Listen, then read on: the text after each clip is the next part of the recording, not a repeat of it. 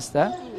నేను మామూలుగా ఒక 20 ఏళ్ళు నా మానాన్న నేను హాయిగా నా మానాన్న నేను మాడిపోయిన పెసరట్టు తింటుంటే సడన్గా ఇలా దీంట్లోకి దొయ్యడానికి కారణం కూడా ఇలా ఒక రిసెప్షను హ్యూజ్ ఇది వచ్చి నన్ను బిగ్ బాస్ కూడా తీసుకెళ్ళి ఇంత ఇచ్చిన దానికి what should I give in return.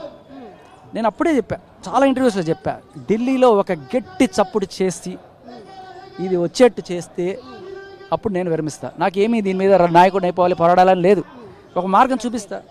ఒక గట్టి చప్పుడు చేస్తే తర్వాత నేను రిలాక్స్ అయిపోతా. జనాలకి మార్గం చూపించి ఇది అని చెప్పేస్తే చాలు. నాకు తెలిసి 6 నెలల నుంచి చెప్తున్నా, ఇది ఈ చట్టాలు ఈ సిస్టమ్స్ అక్కడ హైదరాబాద్లో ధర్నా చౌక్లో చేస్తే వచ్చేవి కాదు, ఇది పార్లమెంట్లో తీసుకోవాల్సిన చట్టం. అవన్నీ రావాలంటే ఢిల్లీలోనే జరగాలి.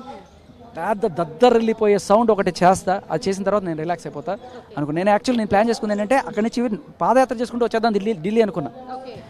బట్ ఫార్చునేట్లీ ఇవాళ ఇంతమంది గ్యాదరింగ్ ఇక్కడ ఉండడంతో ఆ కష్టం నాకు తప్పింది. వాళ్ళు వచ్చాను, నేను మాట్లాడింది ఒక 2-3 నిమిషాలు 10 నిమిషాలు అయినా కూడా I think I made an impact.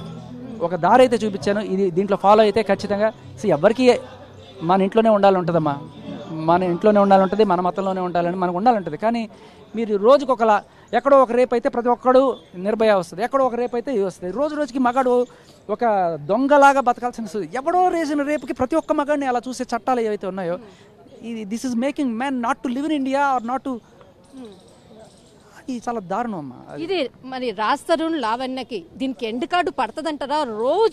ప్రతిరోజు కూడా ఇదే మ్యాటర్ తోటి మీడియా ముందుకు వస్తుంది, ప్రత్యేకంగా రాజ్ తరుణ్ గురించి చెప్పడము, మీ గురించి చెప్పడం, ఇదే ఆమె ప్రధానంగా చేసేది. దీనికి ఎండ్ కార్డ్ ఏమైనా అవుతుందా? అమ్మా ఒకటి ఈ ఫస్ట్ ఎండ్ కార్డ్ ఒకటి ఏంటంటే కోర్టులో కేసు వచ్చి వాదనలకు వెళ్తే ఎండ్ అవుతుంది. మన దేశంలో మీకేమో అందరికీ కూడా యూట్యూబ్లో వీడియోలు చూసే వాళ్ళకి అన్నిటికీ న్యూస్ ఛానల్కి ఏంటిది రోజులలో ఎప్పుడు అవుతుంది. అరే మన దేశంలో చట్టాలు చాలా తొందరగా పనిచేస్తాయి, పోలీసులు చాలా తొందరగా పనిచేస్తారు, ఇట్లా అవ్వంగానే అలా అయిపోతాయి కాదు కదా. అలాంటి సిస్టమ్ ఉన్న రోజున మీరు ఎక్స్పెక్ట్ చేయొచ్చు. ఒక సాగతా ఉంటుంది. సో కోర్టు అంటుంది. నేను అప్పటికి అంటే ఆవిడ కోర్టు చెప్పాలంటే అప్పటికి ఎతికి పట్టుకొచ్చామన్నా, అమ్మా కోర్టు డాక్యుమెంట్ ఇదిగో, నువ్వు చెప్పిందే మస్తాన్ సాయిని పెళ్లి చేసుకుంటావు అనుకున్నావు అని చెప్పావు కదా, మరి రాజ్ తరుణ్ ఎలా నీ మొగుడు, కోర్టు డాక్యుమెంట్ చూపించా, మరి కాలేజీ వెళ్ళిపోవచ్చు కదా. రాజ్ తరుణ్ మీకు ఎప్పటి నుంచి